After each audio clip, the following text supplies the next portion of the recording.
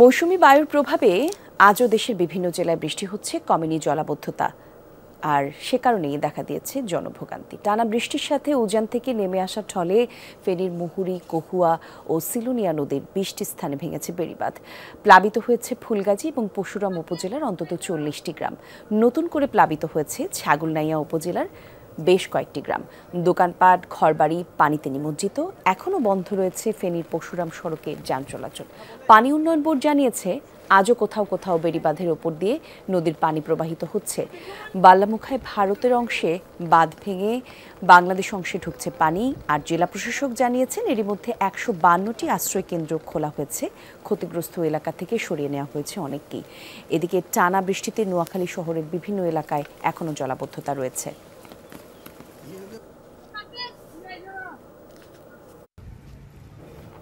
দর্শক, আমরা একটু ফেনীর বন্যা পরিস্থিতির খবর আপনাদেরকে জানাতে চাই। আমাদের সহকর্মী আরিফুর রহমান আছেন সেখানে। আরিফ, নতুন করে আর কোন কোন এলাকা প্লাবিত হয়েছে আমাদেরকে একটু বিস্তারিত জানাবেন। দুর্গত এলাকায় মানুষের কি অবস্থা সে ব্যাপারেও তথ্য থাকলে দেবেন।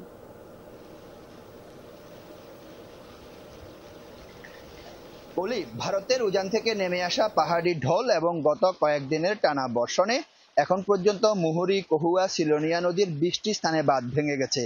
নতুন করে আরো ৫টি গ্রাম সহ মোট ৪০টি গ্রাম প্লাবিত হয়েছে। আমি এখন আছি ফুলগাজী আনন্দপুর ইউনিয়নের মজুমদার গ্রামে।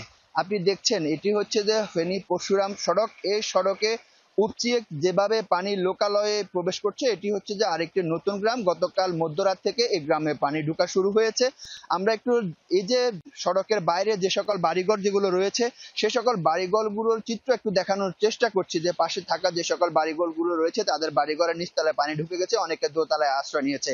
পানির ক্ষিপ্র গতি দেখে যেটি বোঝা যাচ্ছে যে পানির তীব্রতা আরো বাড়তে পারে। আমি পানি উন্নয়ন বোর্ডের নির্বাহী প্রকৌশলীর সাথে কথা বলেছি, তিনি যেটি জানিয়েছেন যে এখন পর্যন্ত ২০টি স্থানে বাঁধ ভাঙলেও এর বাইরে হচ্ছে যে ২০২৪ সালের বন্যা যে বাঁধগুলো ক্ষতিগ্রস্ত হয়েছে, সে সকল বাঁধের উপর দিয়ে উপচিয়ে পানি লোকালয়ে প্রবেশ করছে। এর বাইরে হচ্ছে যে ফেনীর ছাগলনাইয়া উপজেলা গতকাল মধ্যরাত থেকে পানি ঢোকা শুরু হয়েছে। সেখানে যে ফেনী এবং ছাগলনাইয়া যে সড়কটি আছে, সেই সড়কটি উপচিয়েও পানি লোকালয়ে ঢুকছে এবং কি সেখানে নতুন করে ৫টি গ্রাম প্লাবিত হওয়ার আমাদের কাছে খবর রয়েছে। আমি পানি উন্নয়ন বোর্ডের আমি জেলা প্রশাসকের সাথেও কথা বলেছিলাম, তিনি যেটি জানিয়েছেন যে যে সকল মানুষরা এখন আশ্রয় নিয়েছে তাদেরকে হচ্ছে যে খাবার সরবরাহ করা হচ্ছে এবং কি হচ্ছে ফুলগাজীতে ৯৯টি, পরশুরামে ৩২টি এবং ফেনী সদরে ২২টি আশ্রয় কেন্দ্র খোলা হয়েছে। তবে এখানকার বাসিন্দারা যেটি বলছে, তারা কোনো ধরনের ত্রাণ কিংবা সহযোগিতা চায় না, তারা চায় যে বাঁধের একটি স্থায়ী সমাধান। আপনি জানেন যে ২০২৪ সালে ভয়াবহ বন্যা হয়েছিল। সে বন্যায় ফেনী ২৫০০ কোটি টাকারও ক্ষতি হয়েছে, ৩৭ জন মানুষ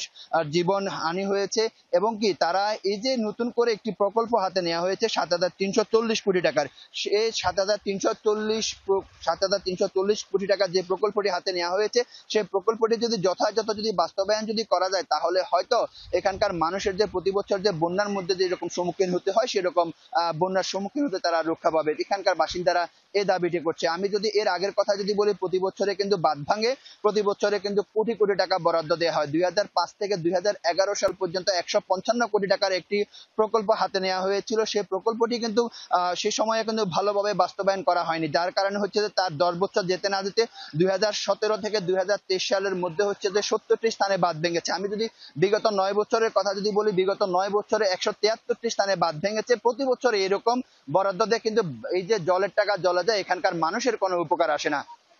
জি, অনেক ধন্যবাদ আপনাকে আরিফ।